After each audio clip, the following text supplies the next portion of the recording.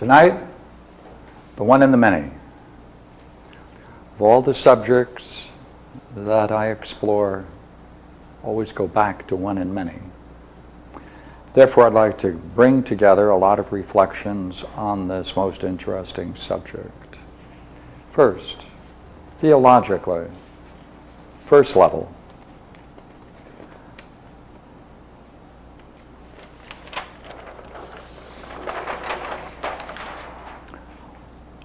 Terminology. God, the one, and the good.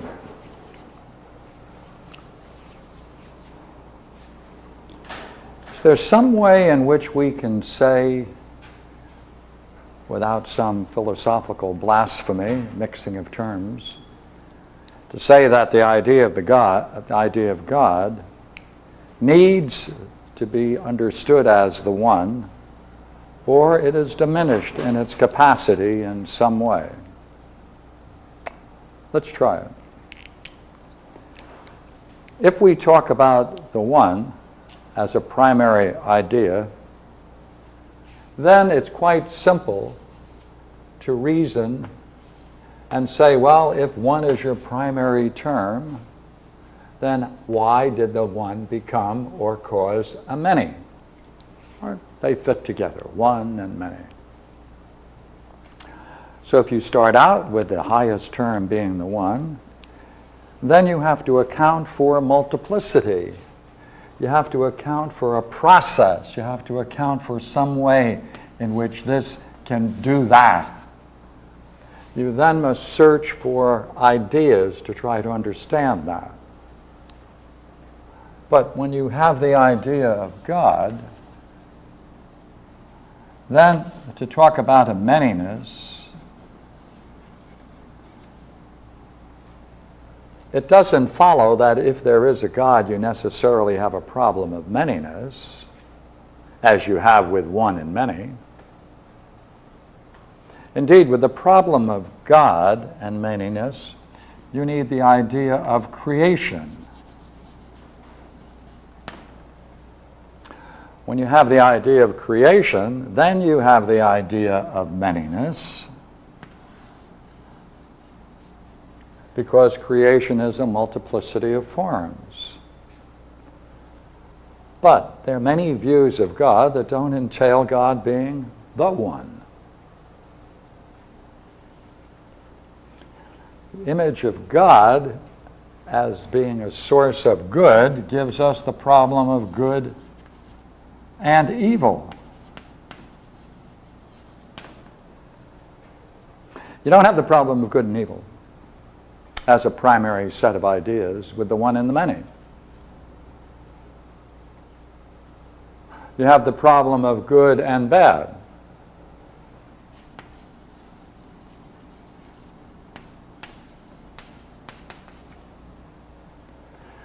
When you have the idea of good and evil in any religion, then you're posing a counterforce, a demonic force that's opposing the good.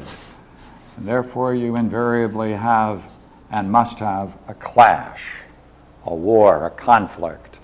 But good and bad doesn't entail a clash. Now, nearly all religions say that God is one. But when they say that God is one, that's not the same thing as to say that God is the one.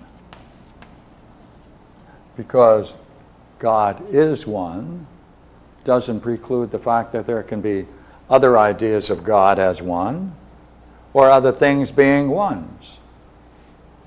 But when we say God is the one, then we mean that God is the one, and that precludes any other oneness. The one. Because as you move from A1 and put in the word the, you move from a particular A1 what. You move from an adjective, a one something, to a substantive, the one. That makes it a substantive.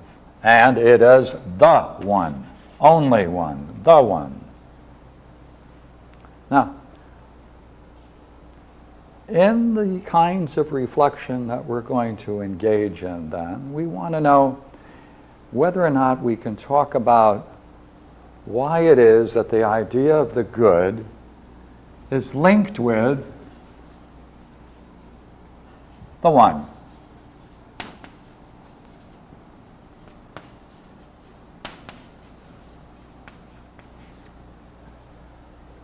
If you have an idea of the one, does it entail the good necessarily? How do we reason about this? Could it be that one of these, either one, is higher than the other? Well, let's assume that's the case and see what would follow.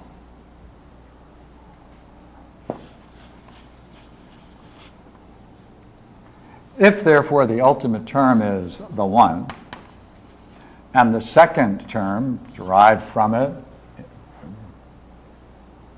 the good, and then other terms following,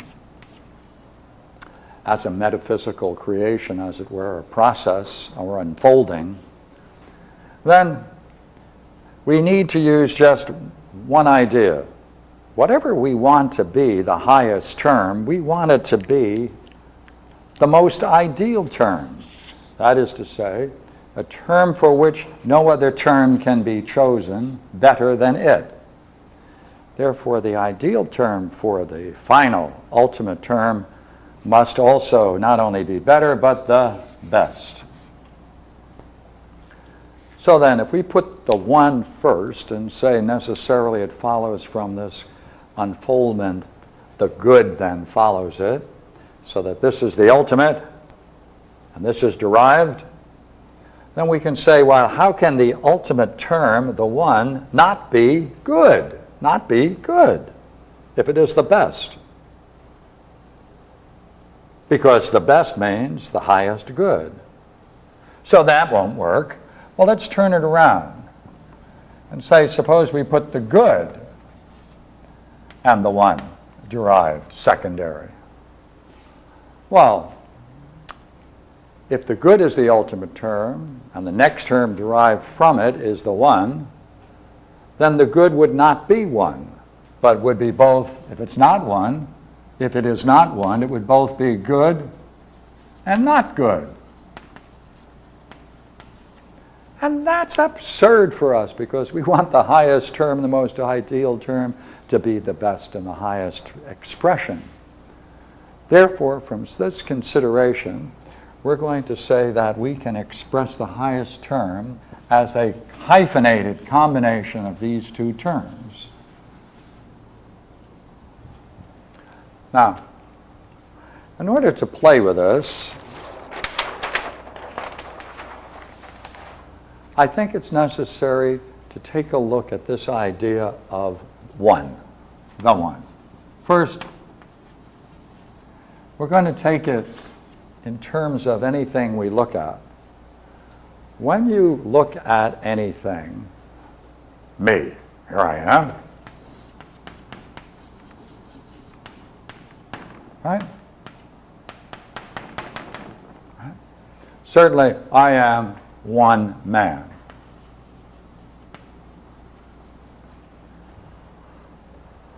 But with anything that you see, including this marker I have here, right? Now, most strictly, we want to reason as strictly as we can. Right? We want to know whether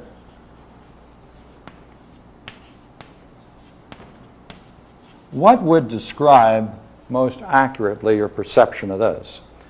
Do you see the whole of it? Because when you see it, would you not agree there are parts of it that you don't see? Therefore, you don't see the whole of anything that's three-dimensional, because there's always a part you don't see. So therefore, in perception, all you see is parts. Would you agree you don't see all of the parts in a unity? You assume all the parts are in a unity, and you hope, seriously enough, that they will remain together. but you don't see that. You infer it. You make a judgment. You make a judgment that when I turn this around, its parts that were not visible to you now will become visible. So you infer a whole. When we call it one marker, we mean something curious, because if there's a difference between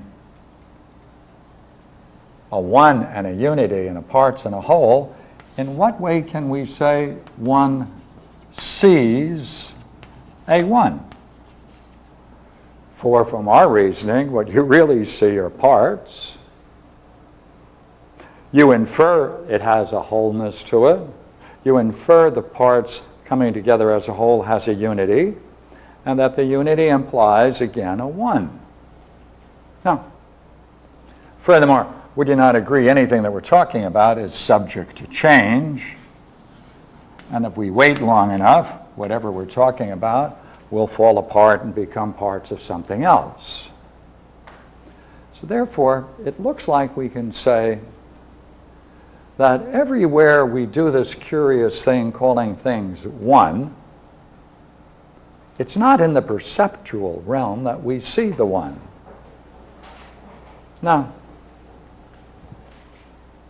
Somehow we grasp it as one. Look here. We grasp it as one.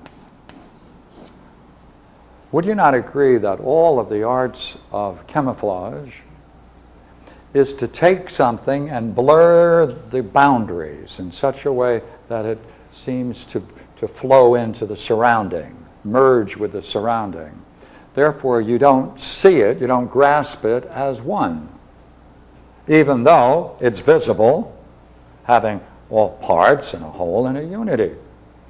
So therefore, you need a boundary. You need a boundary.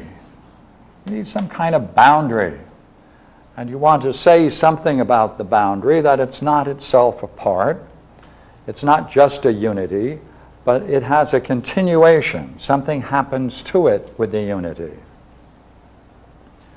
Now maybe we can take this idea of one and apply it for a few moments to the idea of its symbolic representation. That's what we're going to do next. Look here.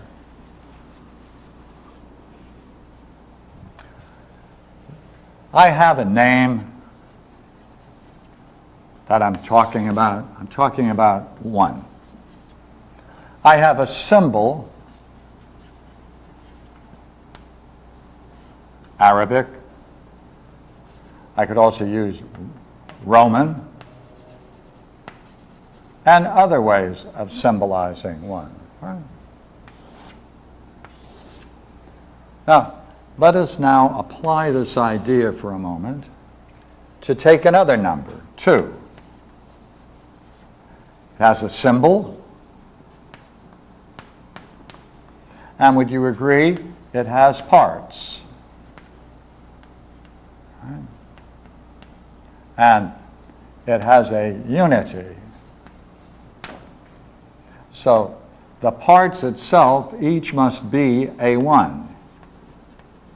Each must be a one. And they must come together, and then in that unity we call them 2.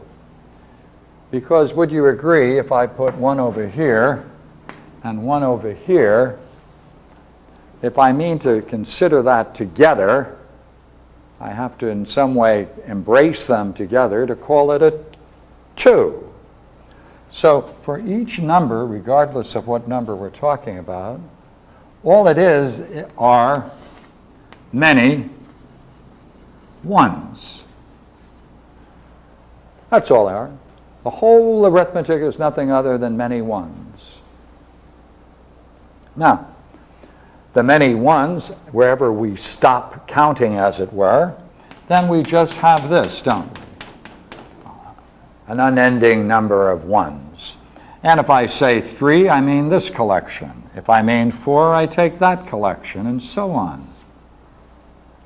So therefore, numbers are nothing other than a collection of ones brought together into a unity. But this isn't enough. there's an assumption we're making about representing this idea of one symbolically, and I'd like to take a minute out to propose something. And that will be this. To represent symbolically the number 1 is extremely difficult.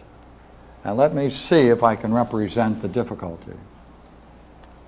Suppose I put down this mark and say that's what I mean by 1.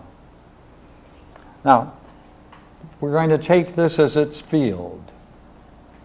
Isn't that likely that to really ensure that I mean by 1, that doesn't happen? Because now, or this doesn't happen. So therefore, would you agree, I mean by 1?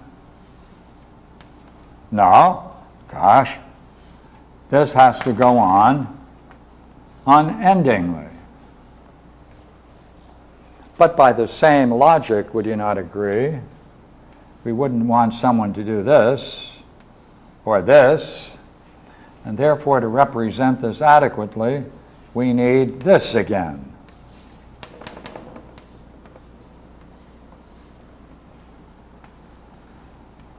Now,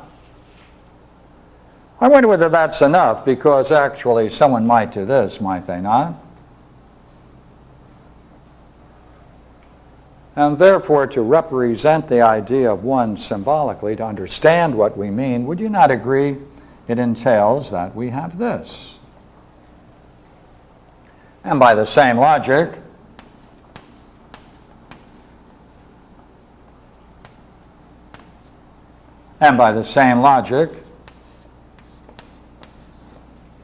now look here, if I have this, what happens when I do this? Well, then I have half. Well, then, therefore, would you not agree, this has to go on infinitely? All of these have to go on infinitely? And equally well, what would happen if, by the same process, I were to do this?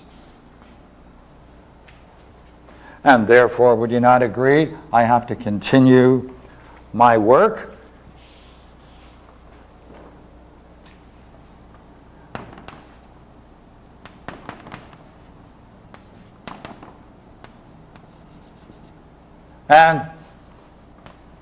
And therefore, if I really want to write the number 1, would you not agree I need an infinite space to adequately represent what I mean by 1? Now, then there isn't room to add 1 and 1 is 2. You need another plane. And then you're adding in a different way. You need to create different spaces to do these mathematical processes. But what does this mean if we define 1 this way? Well, let's go one more step. Would you not agree that any number we take from what we've just talked about, it really isn't this way. It's really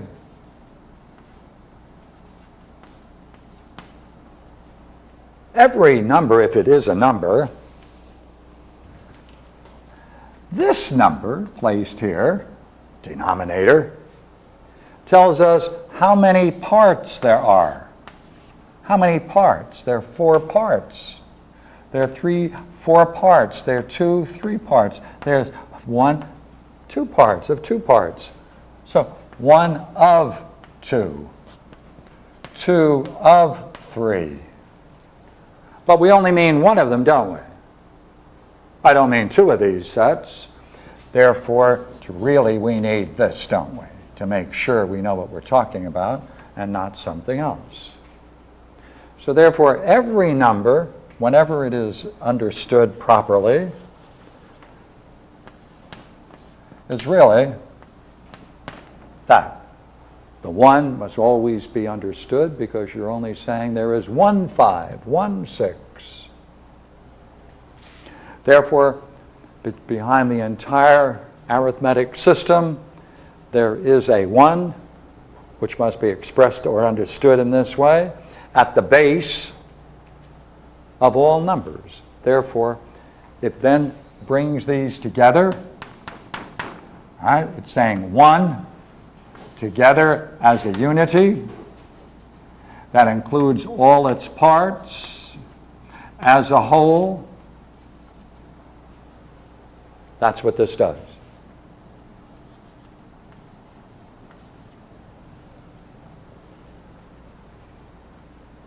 Now, this means, therefore, that this series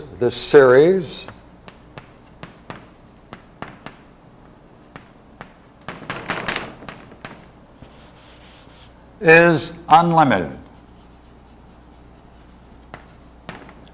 Yet each is a limit.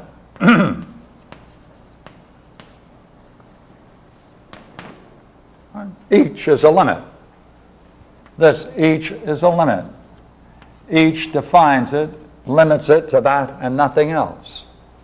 Therefore, number is nothing other than an expression of the power of the limit and the unlimited. Right? Because this is a continuous, and each one of them is a limit. Therefore, beneath the idea of 1 and the many numbers is the idea of limit and unlimited, or continuous. If that's the case, then the necessary idea that follows, if 1, is not 1 in many, but limit and unlimited.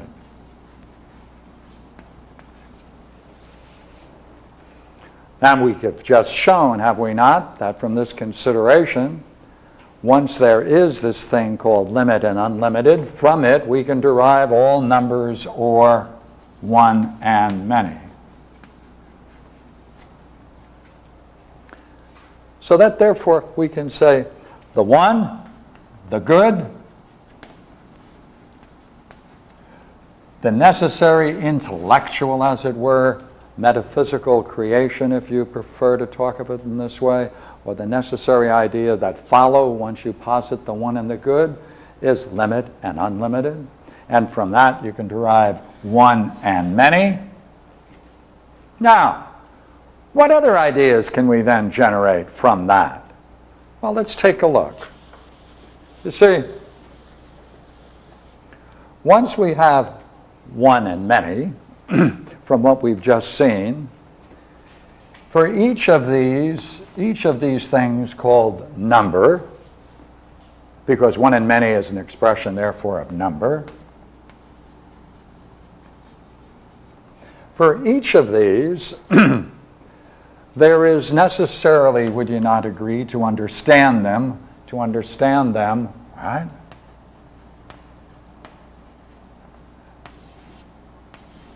Whatever symbol there is, 2, Arabic number 2, there must be something, therefore, about it which is the same, 2 marks.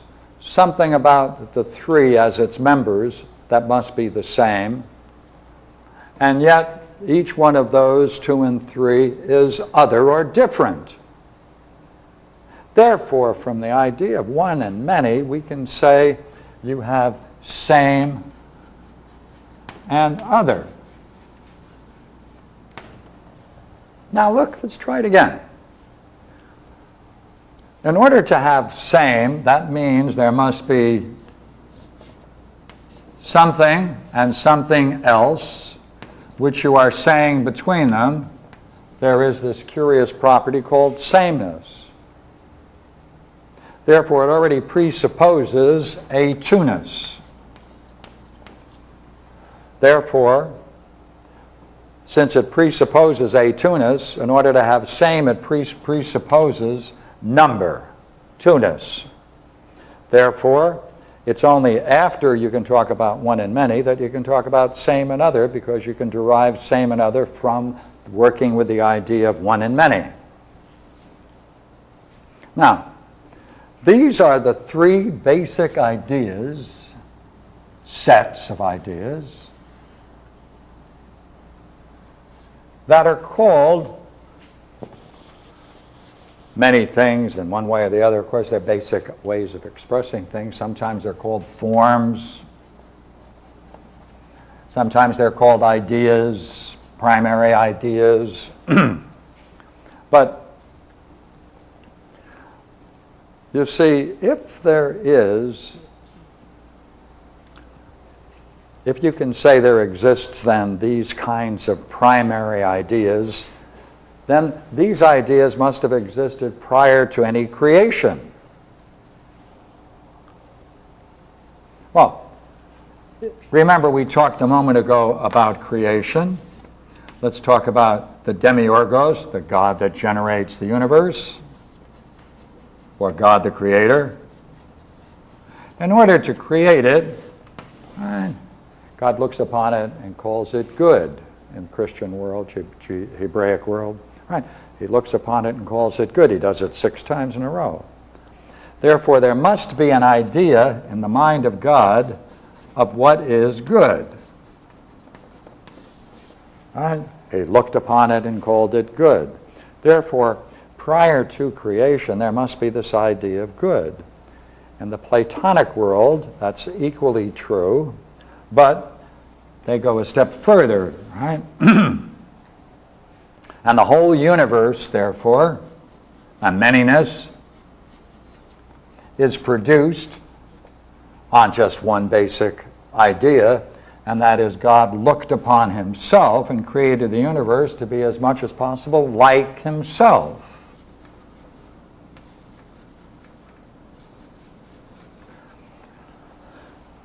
Well, God is one. He created his universe as a oneness.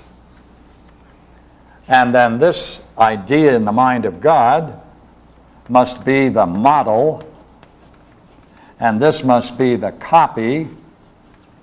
And the relationship between a model and a copy is likeness.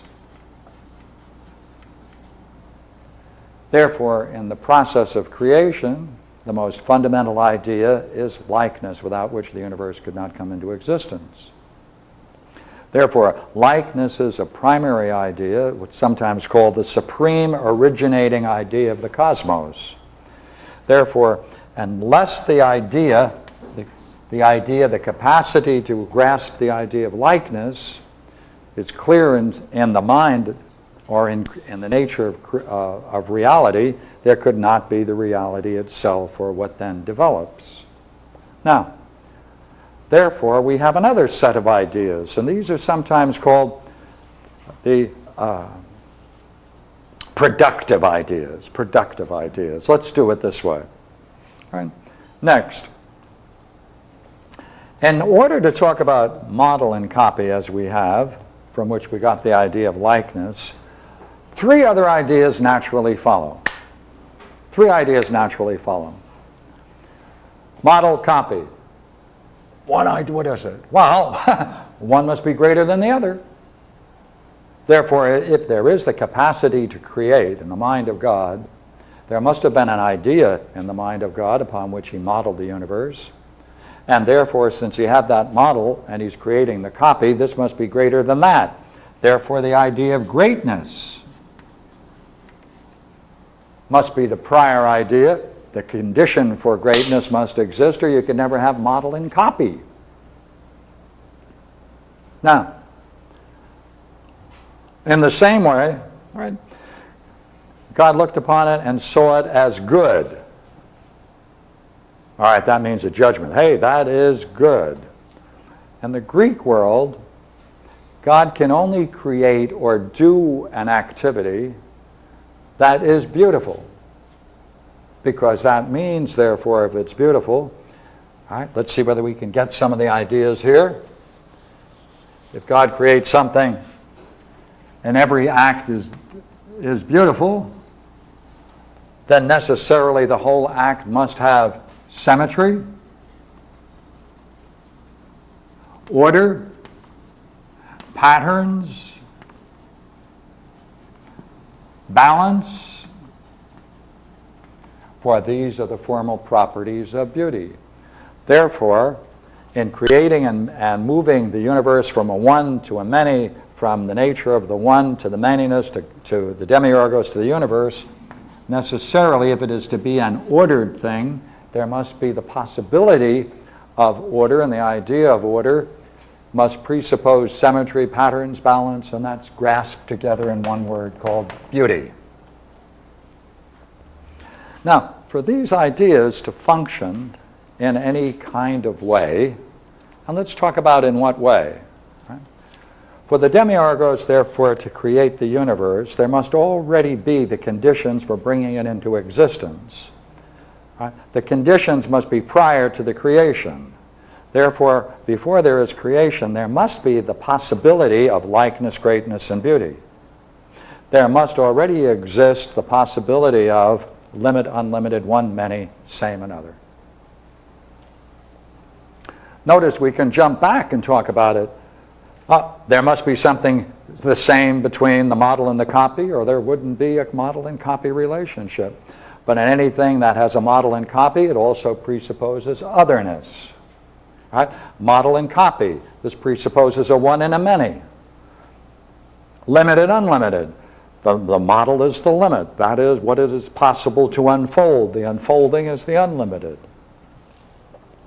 Now, for these ideas to function, or the possibility of them coming together, presupposes, therefore, that each one of these must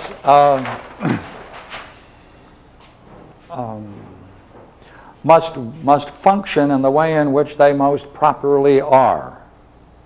So what does that mean? Each of the ideas, being what they are, has preconditions for the universe. Each must have that capacity, must represent that capacity in the universe, and therefore there must be something in there that allows each of these ideas to function ideally in the way in which they are. That's the idea of justice. Therefore, in the very nature of reality, right, what I'm talking about now as reality is the condition prior to creation. There must be these ideas, or creation could never come into being. Right? For creation to come into being, therefore, these ideas must pre-exist as the condition for creation, and each must function in their proper way. But for each to function in their proper way is to properly function justly. Therefore, there must be something in the very core of the nature of reality, justice. Justice is the most significant concept because behind it are all ideals. Because to have an ideal presupposes that the ideal is functioning in the most proper way possible, and that's another way of expressing the idea of justice. Now, I would like now to shift, all right, and see whether we can bring this a little bit together and say, from the good, for it in some way to be responsible for the cause of a universe, a coming into existence of an ordered universe, there must be a model. This must be the copy.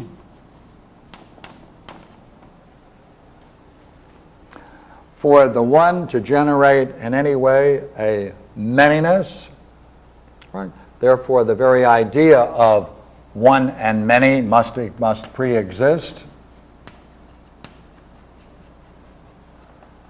We saw that the idea of one and many presupposes limit and unlimited.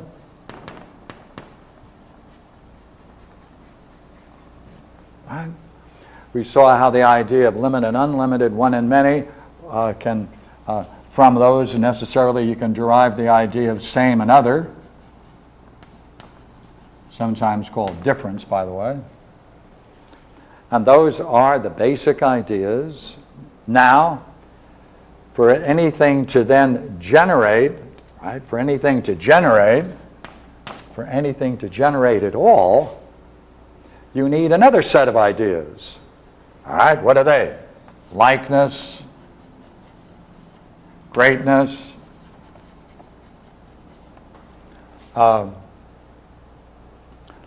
most importantly, right?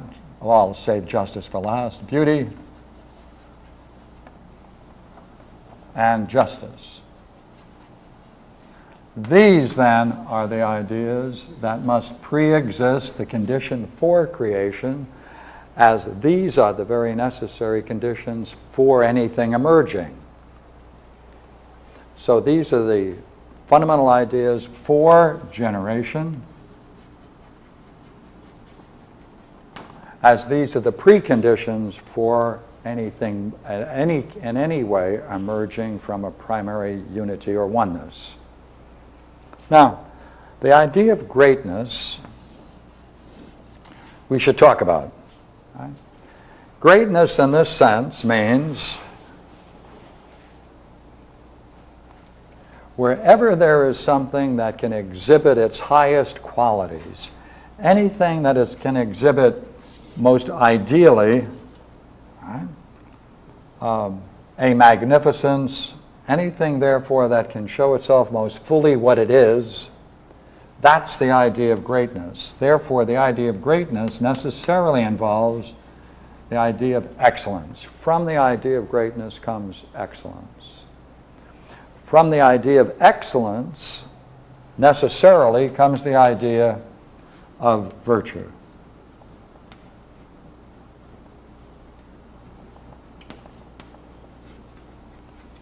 Because, and we can see this quite easily in Greek thought, the English word excellence comes it doesn't come from, but it's a way of deriving or translating the Greek word arateia, excellence. Another way of translating it is virtue, but no one uses the word virtue, or very few people in today's world. When we talk about we can talk about the virtue of a horse without thinking that the horse may lie or may not lie, right? What we really mean when we talk about virtue in the 18th century is the highest quality of a horse. Therefore, it's excellence. We can ask, therefore, is there an excellence for a man? Is there something he must do so that whatever is potentially within him emerges as its highest expression? What is the highest expression of man? What is the highest expression for man? If there is a highest expression for man, then that must be the condition for that to be, must mean that there is an excellence that man can possess and can in some condition, in some way manifest, and that means it presupposes that the possibility for excellence must be built in the very fabric of the nature of the universe itself, within the very conditions for the universe itself. Therefore, if man, therefore, can find within himself some way to find his highest expression, that would be an excellence. That excellence, therefore, is a greatness, because from greatness you derive excellence. Therefore, we must ask, what is it about man that can exhibit that most interesting of all possible things? Excellence. Because would you not agree, people do nothing but spend huge amounts in our culture in order to see excellence. When people go to a sport event and they see their heroes function on the highest level in basketball, doing remarkable things, they love to see that excellence, don't they? They pay money to see it. They sit in the first row and spend enormous amounts of money in order to be present before excellence. When people go to concerts, when people go before films, what is it they want to see? They want to see and be present, right? They want to be present before excellence. Would you not agree? What's the reason people go to a sporting event when they could watch the same thing on a TV? They want to be present before excellence. That's the draw. That's what you want to see. You want to see it happening in front of you. Because when you see it happening in front of you, you participate in some way in the display of excellence. And that excites us, and we find that the most rewarding experience we can find. Now, what is the highest, therefore, sport of man? So, there are many kinds of excellence in music and sports and theater, etc., etc., etc. In this game, in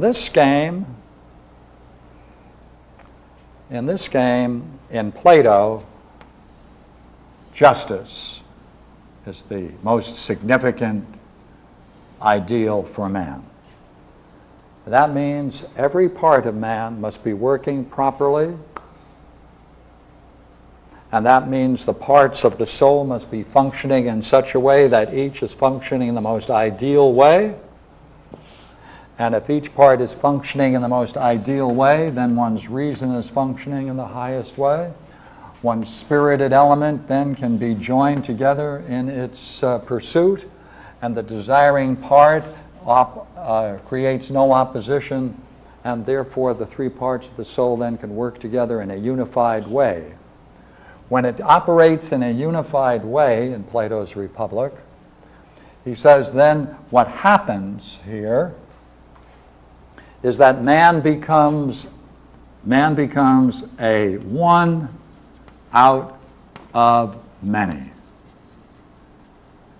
Because there are times when we are in conflict between what reason proposes and the spirited part of our nature may not agree with it, and our desiring part may be in conflict, and therefore we're scattered, and our energies and our goals reflect that kind of internal conflict. But when our desires and our spirit and our reason all together towards some significant goal are brought together into a unity, Plato says that is man is becoming a one out of a many. And the practice that maintains that, whatever it is that maintains that over a period of time, he says, you know what that is? The practice that maintains this condition, that's the name of wisdom. That is wisdom. What is it? To know how to maintain that over a period of time towards the highest goals, that's wisdom. Now, that desire, look here, that striving for the highest greatness, all right? If there is a greatness to man, an excellence to man,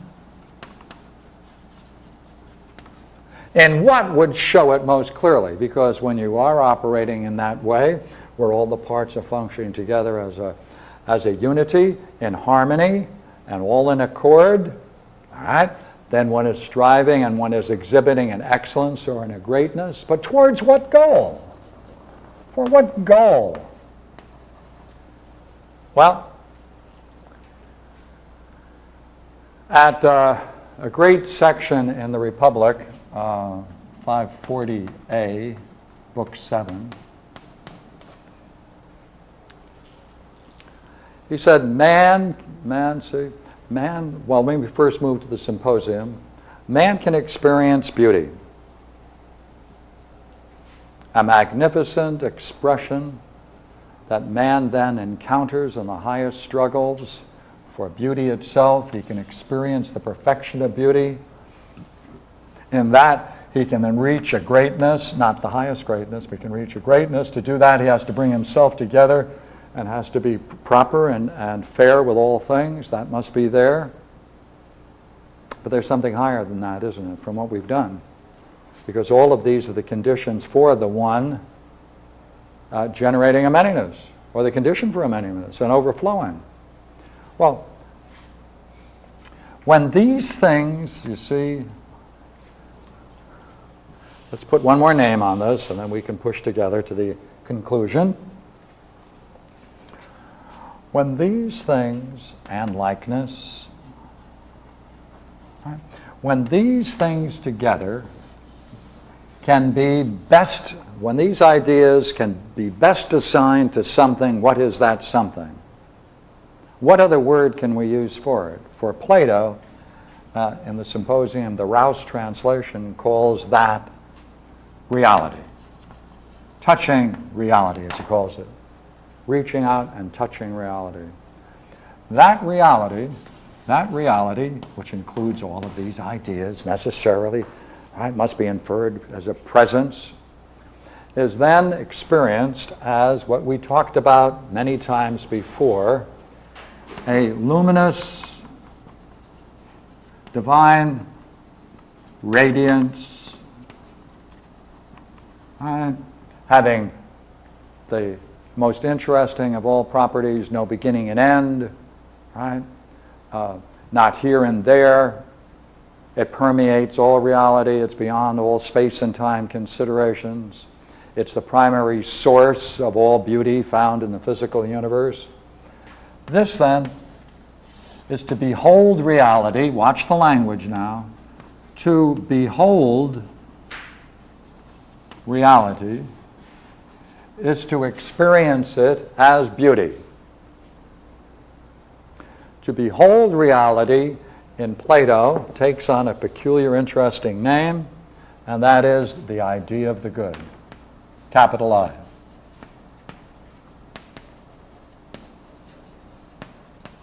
It's not the good, it's beholding the good. To behold the good, that's an experience. To behold the good is called the idea of the good. What is that like? Luminous divine radiance. Therefore, in Plato, he said the way to approach the very nature of the highest term, this light which is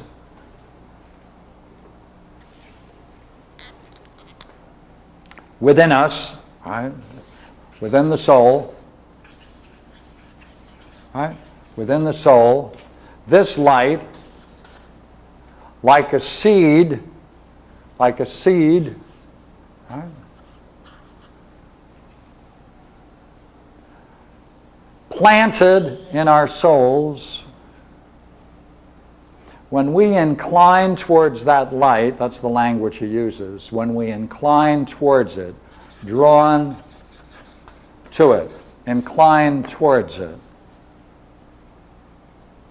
When we're drawn to it, inclined towards it, that very draw, that very energy,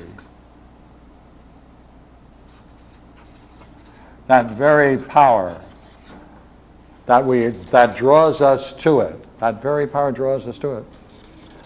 That is the power, that is the energy, right?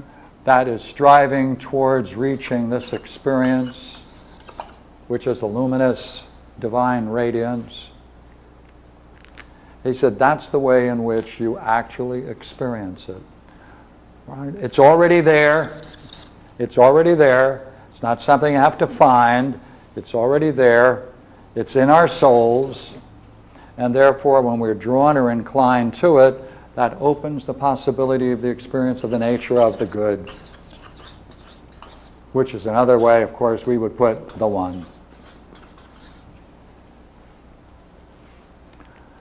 Now, one of the necessary ideas that follow from the presence of the one,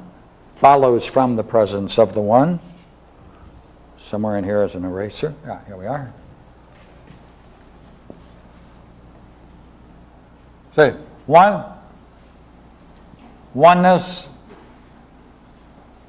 unity, unitary, right? All of these ideas are a step further in a progression, like a declension, therefore like a paradigm, a declension. Therefore, as a consequence of the very nature of the one, unity, that everything in the universe therefore is preserved by unity, which is a shadow of the one. Now, the other side of oneness, unity, good, remember these are really hyphenated terms. Oneness is goodness. Oneness is goodness. Therefore, the very overflowing of the good that produces the manyness, right, necessarily, there is necessarily a outpouring of goodness, because just as the one generates oneness or unity, so the good naturally overflows in goodness. Since these are hyphenated, it comes from it. And another name for goodness, which naturally flows through the universe, is providence. Right? And the idea of providence is, as we mentioned last time, is to see, to see before the intellect. Right? It's prior to the intellect. It's an overflowing goodness. Right? It's an overflowing goodness. And in that overflowing goodness, the universe then can be created, and that's the primary goodness that runs through the universe.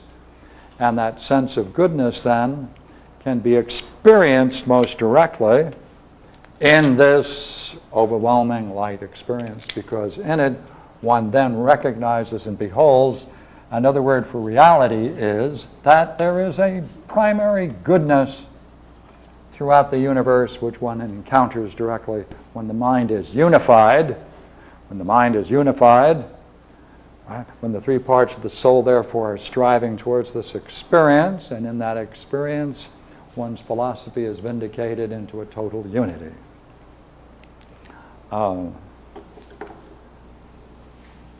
There. Thank you. Had a good time doing it. Now, stop and ask questions. I think we need maybe 3 blackboards, so I can just move throughout them. Yes?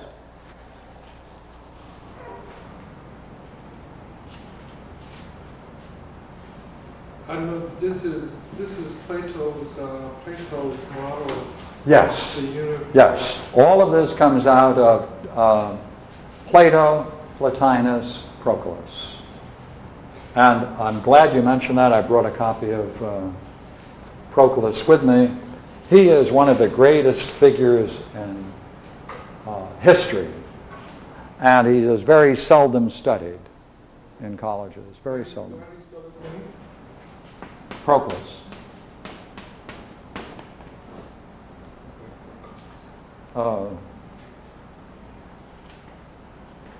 He's the only systematic philosopher. You see, let me see if I can just portray something for you.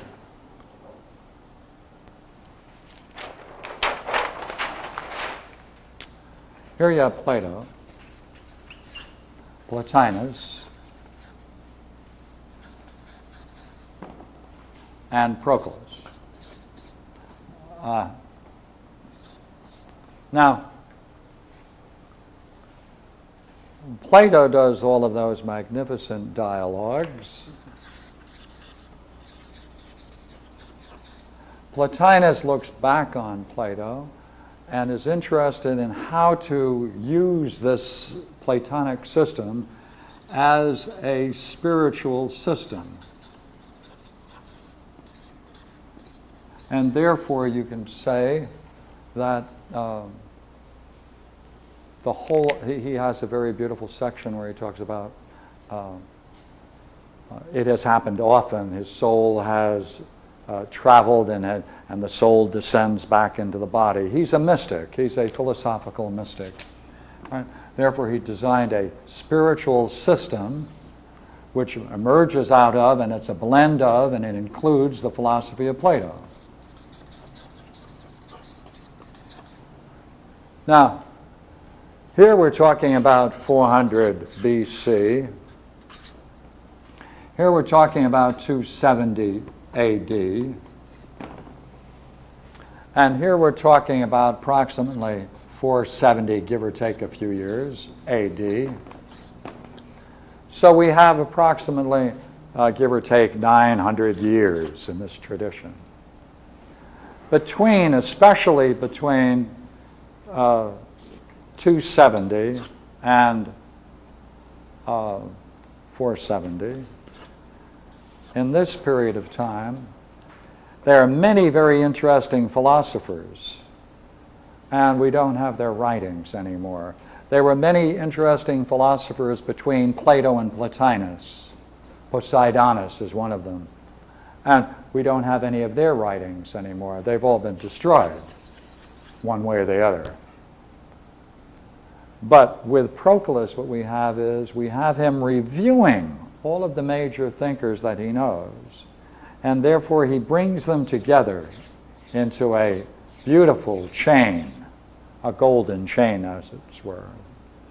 So therefore, Proclus combines the Platonic tradition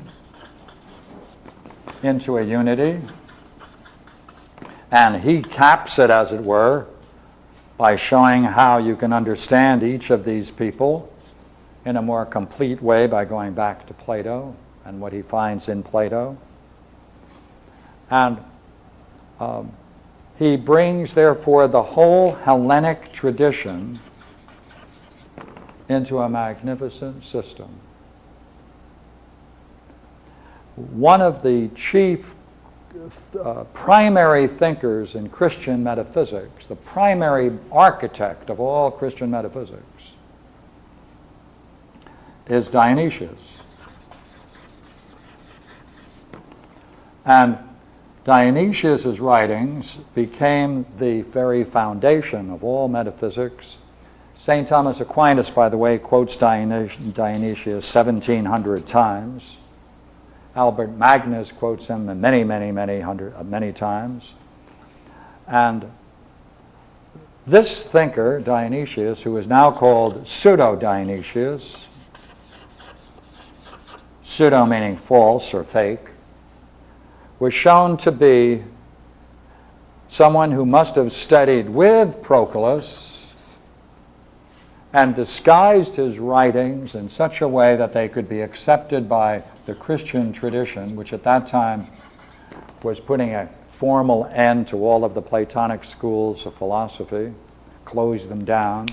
Philosophers were exiled. They went into Syria.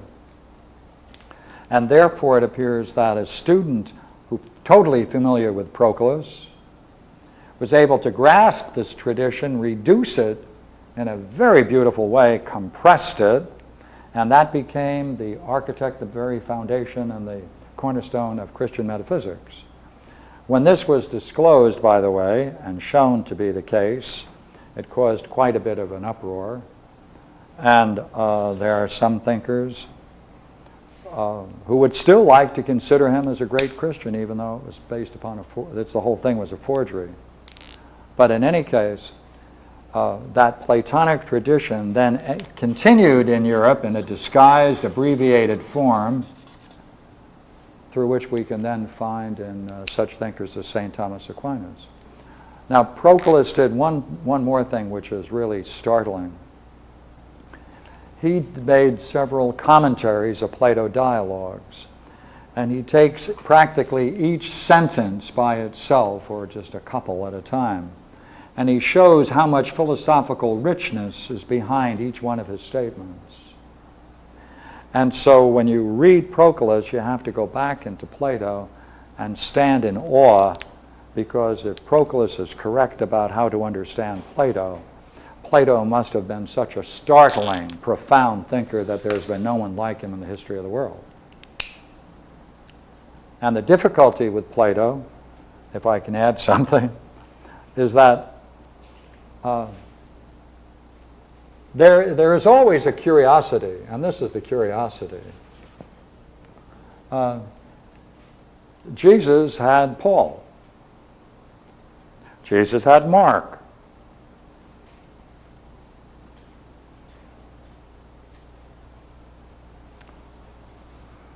Socrates had Plato.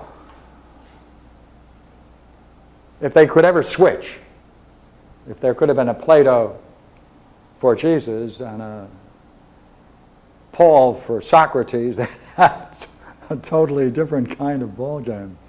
But the immense artistry and sophistication and insight into Socrates that Plato had brought the dialogues into an art form that are truly astonishing and have astonished all people who get into them and master them. Proclus was the great master of them, opened them up in that splendid way in which he did, which brings us to wonder at the possible profundity. And some people think, in fact, he's demonstrated that.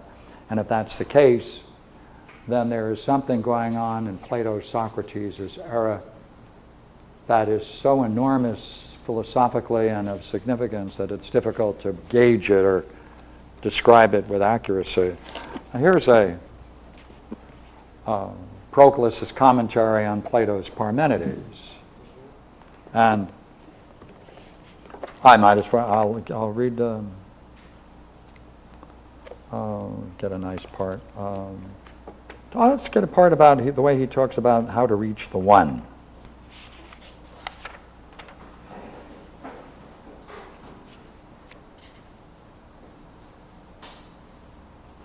What else is the one in ourselves except the operation and energy of this striving for the one?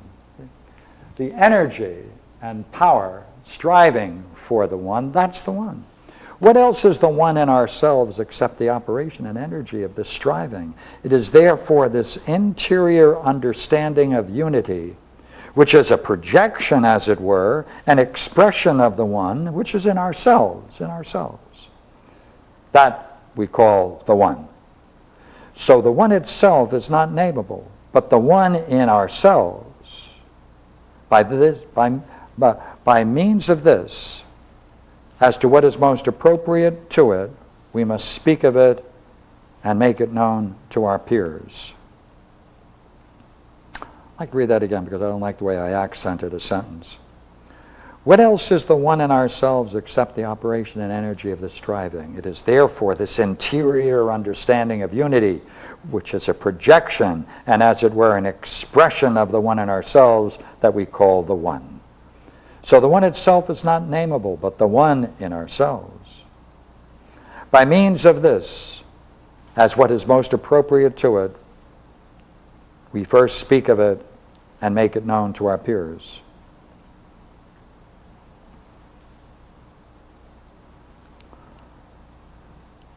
There are two activities in us, one appetitive, the other reflective.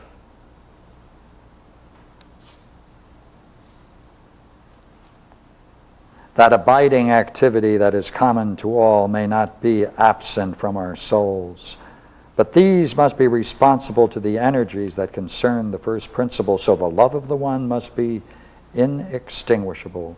This is indeed why this love is real, even though the one is incomprehensible and unknowable. But consciousness labors and falls short when it encounters the unknown. So, silent understanding is before that which is put into language, and desire is before any understanding, before that which is inexpressible, as well as before that which is analyzable.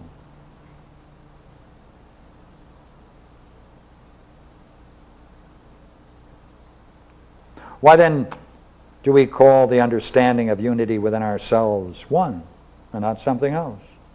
Because I should say unity is the most venerable of all things we know. For everything is preserved and perfected by being unified. Unity then is the most venerable thing which perfects and preserves everything, and that is why we give this name to the concept that we have of the first principle. Let me get another.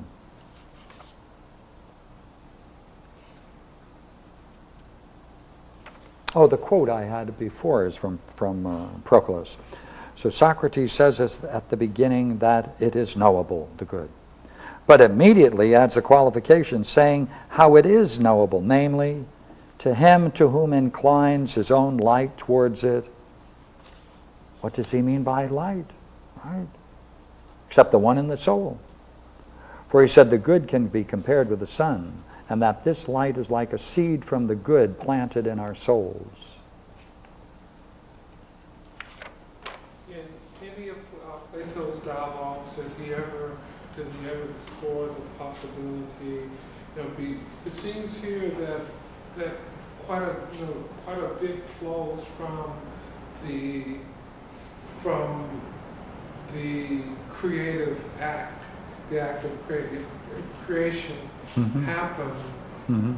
then greatness must have, the idea of greatness must have already been present, the idea of beauty, justice, Yeah. and so forth. Yeah. Yeah. The condition for things are always prior to the action. Right? The conditions for a fire must be present before a fire. The conditions for growth must be prior to growth. The conditions for creation must be prior to creation. Yeah, that's right. Right. Yeah. Well, one of the things in my reading of the dialogues, Socrates' method seems to be that it would seem that if Socrates were here today, or at least I know I do, but he would want to know that, well, if we consider that the creative act, if the creative act occurred, then all of this must be present prior to that creative act. Then in the I guess the reaching out for truth. Then what if the creative act never occurred? Then if the creative act never occurred, then what is the nature of reality then? It An seems illusion. like that's a necessary question. Yeah. If I gather your point, say even if this is all an illusion, there must be still some prior conditions for the illusion. Yeah, if there's some prior condition, then what are those? And what is that condition? Well, there would have to be a trickster. There has to be either a trickster or the possibility of something tricking us, and we must be susceptible to the illusion. Therefore, in the nature of man, he may experience the illusion and call it real. In that sense, man may have higher ideas within himself than were in this illusionary world. Right? Therefore, man would be gaining a prominence in nature beyond that which nature produced if nature is an illusion. Now you might say, but what he then would consider would be illusory. Oh yes, but it would be representing the conditions for it, and that must be real. Now that's one way of Yeah. But then it brings me back to the question that I had last night, which is, it seems as though the system explains reality, given that man is present in it, and then it goes back to explain what we see. Yes. And then That's right. if it explains what we see, it explains only the appearances. That's right. And then That's right. if we are looking for the truth, it seems as though we cannot accept the truth that only explains appearances. That's right. That's right. That's right. All of this reflection follows from a certain set of reasonings that start with the appearance. That's right. Well, what the appearance is not, the appearance is. Yeah. So what is the reality behind the appearance? Yeah. Let me see if I can show you something curious. Our culture, of which we're all part, we start our reflections with the appearances. And we try then to find out the condition for it, the rules that operate, principles or rules to account for this appearance. And from that, then, we want to then reach a total picture, which we then can use with this total picture. We can then use this total picture to understand man's place in it.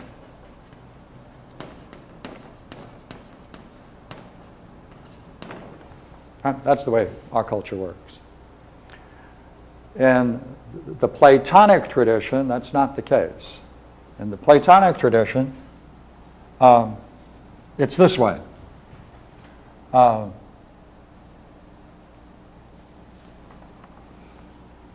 From man's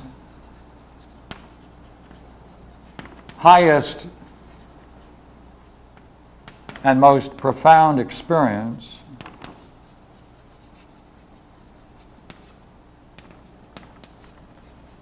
that's where they take off from. See, given man's highest and most profound experience and insight, what does that say about the conditions for that? The principles and rules that must operate if that's true. See? Oh, then they get a total picture, and this then begins to be, right? If the total picture must then come back and be verified and make sense of man's highest experience. But see, it starts with man. I know, so that system, This is that different. system has man at the center. Yeah. So then, That's right. and I as well, if the system is only, if it's only true in relationship to man, if I am wanting to find, if I am searching for a reality that is prior to man, then it doesn't appear that I can find reality by means of this system. Yeah, that's quite true, except for one thing. Suppose the highest experience discloses the nature of mind. And suppose the nature of the most profound experience and insight not only gives an insight into mind, but suppose in that insight you see there's no difference between mind and reality. Then what? Then what? Well, I guess what I still would want to start at some point. I would you know, when we started with the one, and then we went from the one to the many, and the many was predicated on the existence of a creation, but we haven't at least as I followed the presentation, we didn't establish that the creation actually occurred. We only assumed that it occurred is because we assume that man is here, so the creation must have occurred. But if the creation didn't occur and man didn't occur, then what is the nature of reality? That's right. It seems That's as right. though That's we're right. still That's right. on the outside of that. That's right. That's right. As a matter of fact, that's that great statement attributed to St. Augustine when someone asked him, what was God doing before creation? He said, creating a hell for people like you who asked that question. But you see, we can see in this system, the basic assumption is right here. That man, generic man, and there are some who are willing to explore these kinds of states of mind, so they then can make this identity. That's either there or it isn't. Sure. Is that consistent with what was going on last night? Pardon? Last night we were talking about the soul. You had the moral part of the soul and a sort of kinship Yeah. part of the soul.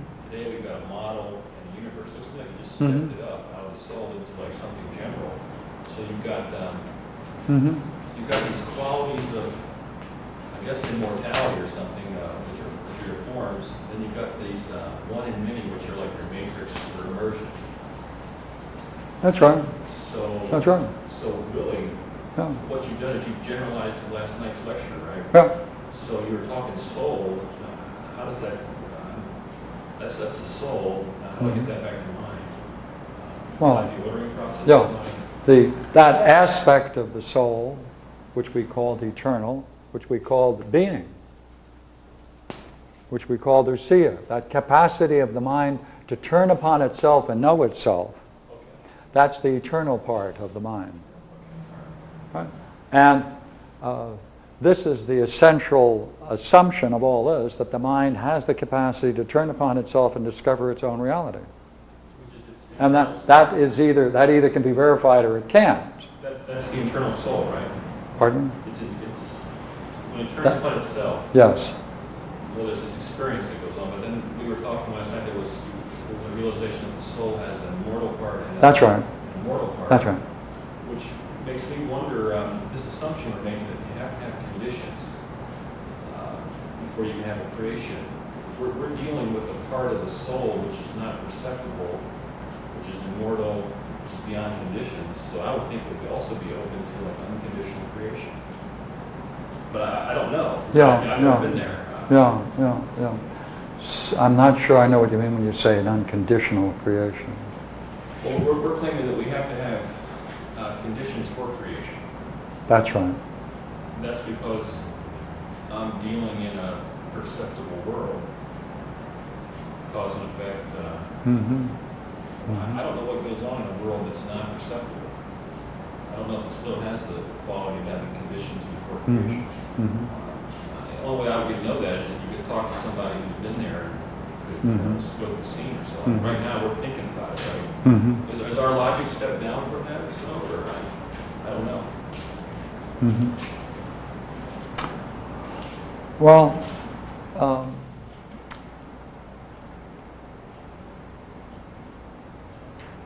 you see, the other way of looking for a reality independent of man, while man is looking for a reality independent of man, has all kinds of inherent problems. But whether they're resolved or not, it's clear in this system that this is, you see, I think this is the real puzzle that brings to birth philosophy. Because it's only when someone has encountered very extremely high and profound states of mind that you wonder about the nature of what's going on with you. You're driven to seek an explanation.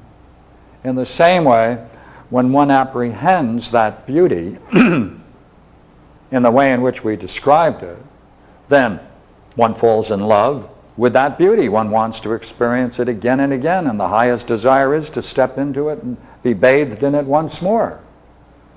It's out of that experience and that drive and that need gives birth to philosophy. Now, in the modern world, or this kind of modern thinking, doesn't want to start here. We want to start independent of man. Like there are all kinds of lectures into subatomic physics and... Your talk here, you didn't mention man at all. You mentioned mind. I didn't mention mine tonight? Man? Not that I saw. You talked about God who's Wow. not only generated a universe, it had certain qualities. Didn't I say that? From man's highest, most profound experience. Yeah. And also the final, I hope we talked about how does he see the encounter with the one man? No, I think in the beginning of this, you pretty much generated a system. That's right. And you basically had a model. And That's right. And I wanted... the qualities of the model and the qualities of the matrix, and then you pretty much allowed us to enter into it via this. But this was the passageway. It ended with man, the soul. Right? This light, like a seed planted in our souls. This was here. Right. That's the part I probably missed. Yeah. Well, I would like next time... Wait. Hold it. I'm sorry. Okay, Okay, Please. you set up the model up here, okay? Now here's the doorway in, right? Yes. But now somehow or another we've assumed that in this area up here, there's lightness, greatness, and all these qualities. We've inferred those qualities. Yes. And Yes. to prove them out, you have to have the experience, right? We generated a model, and from that model, we went through a rational process of saying why those conditions had to exist, and then they have to be just Yeah. and then balanced. Yeah. Yeah. So those qualities in ourself allow us to get to the doorway, partly, is that Yeah. right? Well, you're quite right, because this is micro and macrocosm argument, you know. Like what takes place in the universe takes place within ourselves on a lesser scale. And therefore, there's a analogy, as the universe is to mind itself, so that man is to his particular mind. And that's why we're going to have to deal with that question, which we didn't deal with up to this point, about how you can talk about soul and many souls, and it's still on my mind, and I'd like to sneak it in one night, maybe next. We'll do it next time. These conditions of this world here, if those conditions were X, 1, 2, 3, 4, and 5, and I was not X1, not X2, not X3, not X4, not X5, it's sort of like trying to fit the round peg in the square hole, right? Well, it is like a Penrose tiles. Penrose, what are those? That's a mathematician, physicist who has designed tiles that fit together in a remarkable way. Oh, you fit your tiles together and then you're remarkable. Yeah, this is like taking ideas and fitting them together, like Penrose might, or some designer might, putting tiles together in such a way that they fit together, or a mosaic, or a tapestry, or a symphony. Yeah. Or some sort of... Am I missing something here? Or? No. We might be surprised that we agree. Well, the way you're talking about this Penrose guy, I'm getting the impression that you think it's pretty funny what he's doing. Is that right? No, I'm one of his admirers. Okay. I enjoy Penrose very much. Oh, okay. And I think that the mathematics, the necessary mathematics to understand tiling, is an appreciation for shapes, which is where mathematics is now going with chaos theories, systems theory, and... Okay. Oh, no. Okay? At least that means okay, it just means until next time. Till next time. Now I want to take the same subject, and we're going to just read it and how Plato understands the same problem, the one. That's all we're going to do. And it's only in a few pages, so I would like you to know the pages we're going to deal with. It's in Plato's Republic. And let me get you those pages. And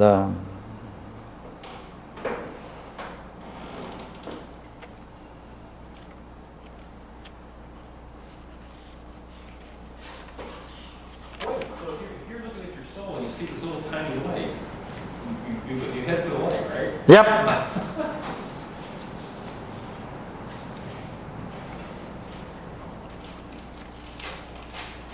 Okay, here we are.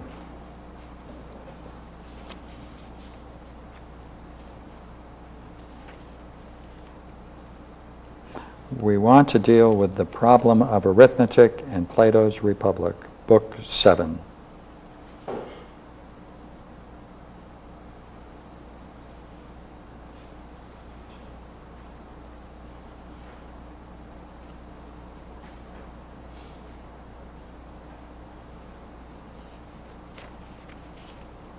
And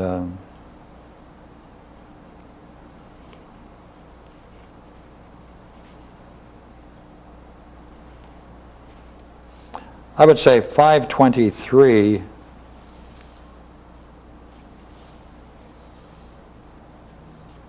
Those are not page numbers. no, those are the numbers along the side called Stephanus numbers.